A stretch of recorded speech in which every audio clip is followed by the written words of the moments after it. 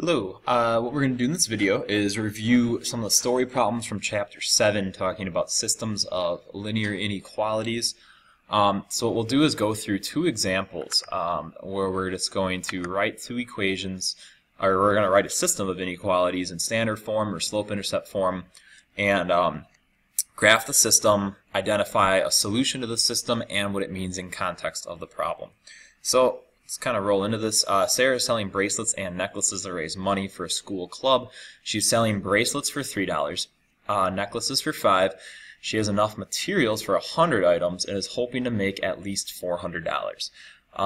Create and graph a system of inequalities to model the situation. So we need to identify what our variables are, and the variables are not the cost for each item, but it's really how many of each item. So what I'm going to do is let B equal the number of bracelets that she makes, and I'm going to let N represent the number of necklaces.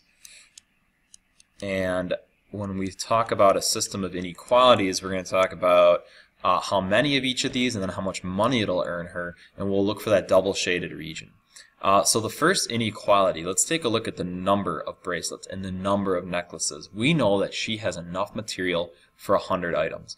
So she can't go over that number. She can make 100 combined, but she can't go over it. So that tells me that the number of bracelets plus the number of necklaces has to be less than or equal to 100. The other inequality, we'll talk about the money, and that's the fact that she's charging $3 for a bracelet and $5 for a necklace. And I know that if it's $3 per bracelet, $5 per necklace, and she wants to earn at least $400, that means we will have to make it greater than or equal to 400. So now that I have a system of inequalities, they're in standard form, what we're going to do is graph using intercepts. So what I'm going to do below this then is find what my intercepts are for each one of these inequalities, and we'll go from there.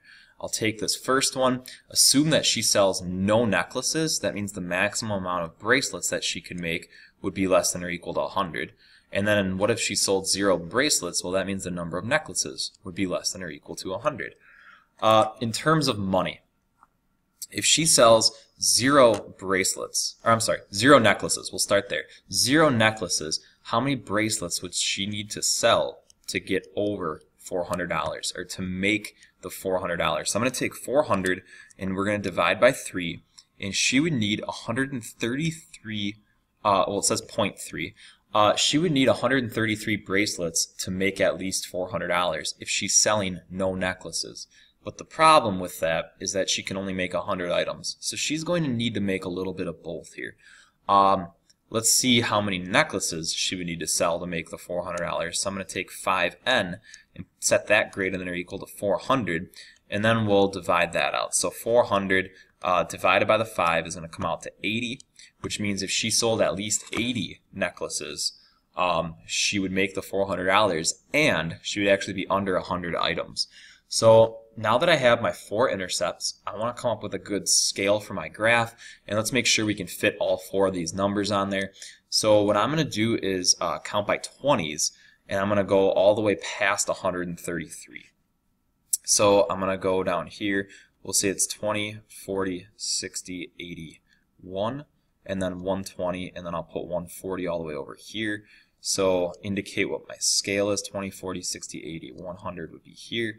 And then I'll do the same thing on top. 20, 40, 60, 80, 100, and then 120 and 140.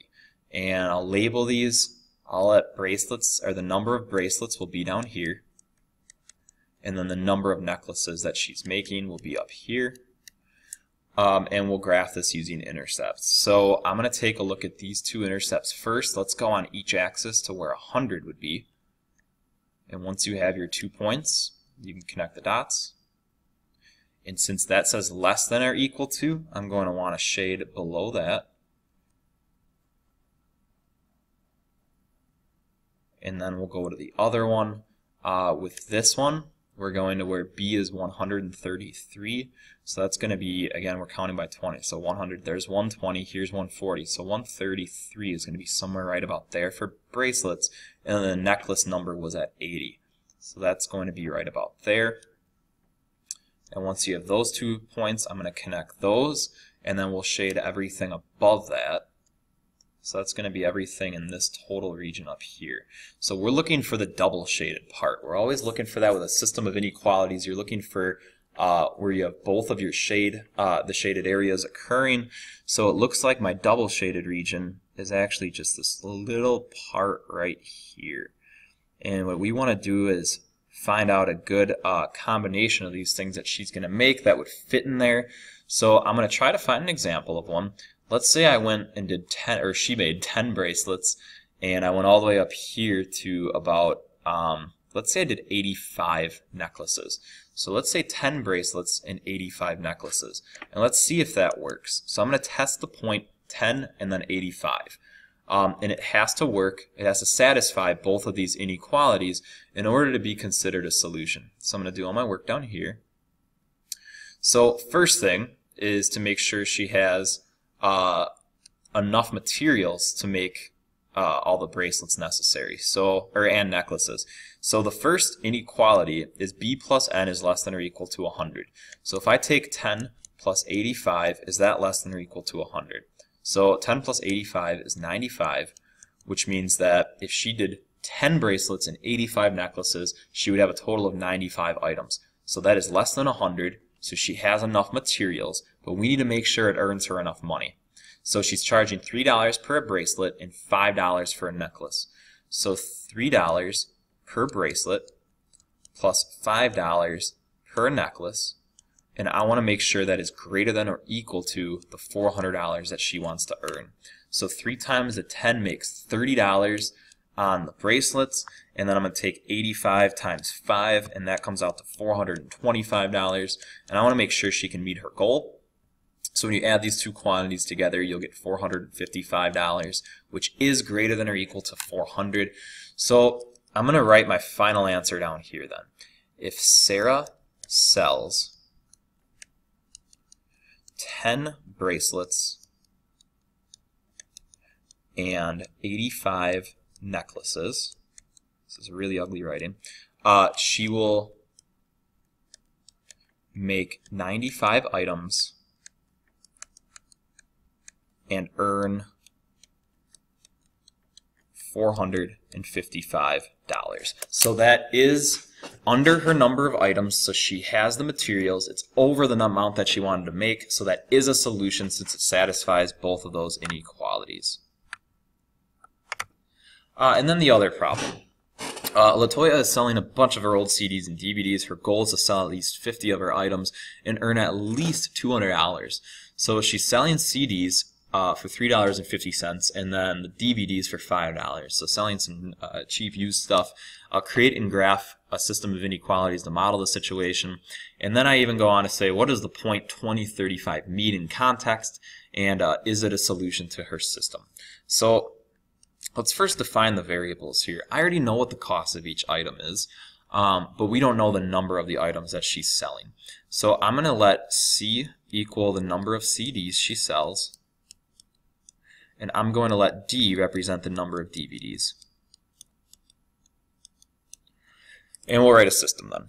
So the first thing, let's talk about the total number of items. She wants to sell at least 50 of these. So that tells me that the total number of CDs she sells plus the total number of DVDs, she wants it to be greater than or equal to 50 items. Now let's take a look at the cost. It's $3.50 for a CD, so 3.5 C, plus it's $5 for a DVD, so 5D, and she wants to make at least $200. So here's my system. They're in standard form again. What we want to do is graph these using intercepts and find that double shaded region, and then we'll answer that question about the point 2035. So let's find the intercepts. I'm going to do that for the first inequality. If she sells 0 DVDs, she would need to sell at least 50 to make her goal. If she sold 0 CDs, she would need to sell 50 DVDs to reach her goal. And now let's look at the money. If she sells 0 DVDs, how many CDs would she need to sell to reach $200? So what I'm going to do is take 200 divided by 3.5, and that means that she would need to sell 57, and it's a really ugly decimal, 0.14, to reach her goal. So she would need to round up. She would need to sell 58 to reach her goal, but we'll keep the decimal for when we graph it. And then if she sells 0 CDs, I'm going to take the 5D and put that greater than or equal to 200. So what you want to do is divide both sides by 5 here, and that's going to tell me that how many DVDs she would need to sell, which is 40. But the problem with selling 40 DVDs is, although it would earn her the money, it wouldn't be enough items. She wants to sell at least 50 items. So what we're going to do is take these 4 intercepts, just like we did in the last problem, and find a way to make these fit on our graph. So what I'm going to do is count by tens, and let's make sure we can fit all these values. So 10, 20, 30, 40, 50, and then 60. Indicate what the scale is. And I'll let this be the number of CDs that she sells, and this will be the DVDs that she sells. And I will use the same scale up here as well. So 10, 20, 30, 40, and then 50, and 60. So now that I have my scale, I have my labels. Let's plot our points. So I'll take these first two 50s, and let's throw these up on the graph. It tells me she wants to sell at least 50 items. So anything past this amount is going to, any point that you were to pick on that grid right now that is in the green shaded region would represent a combination of items that would total more than or equal to 50 items. The other inequality will go to where 57 is on the x-axis for the CDs. So that's going to be somewhere between 50 and 60.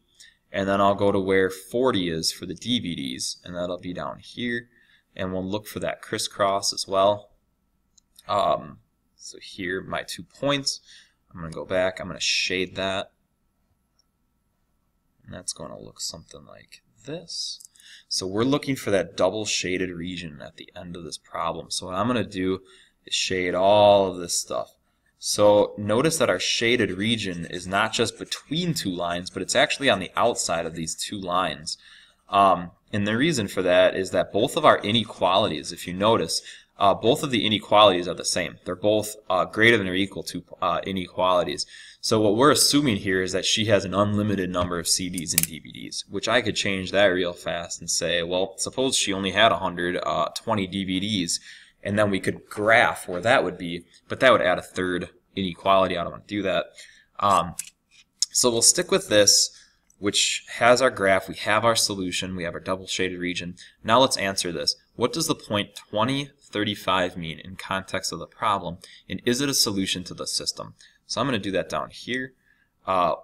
Before I do that, actually, let's take a look at where 20, 35 is. 20 is over here. 35 is right about here. So I don't know if that looks like it is a solution. It looks like it might be a solution to our system.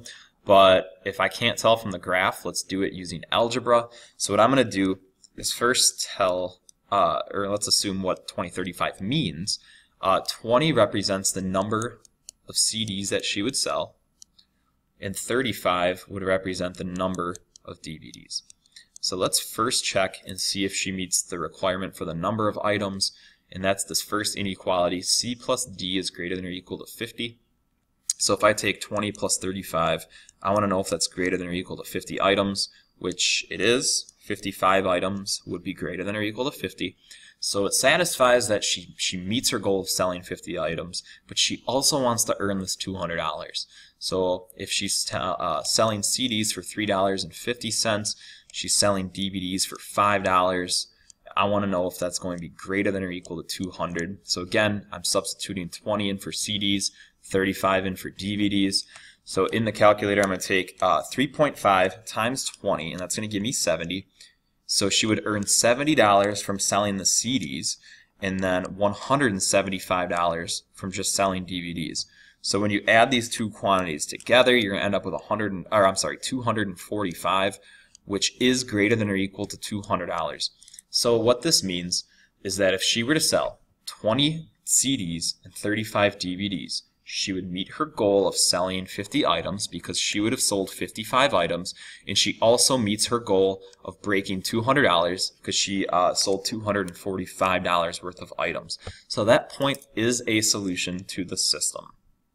And again, Just a quick recap, both of these inequality problems we identified what our variables were, we wrote our system which happened to be in standard form, so I graphed both of those inequalities using intercepts, and then we identified what a solution could be.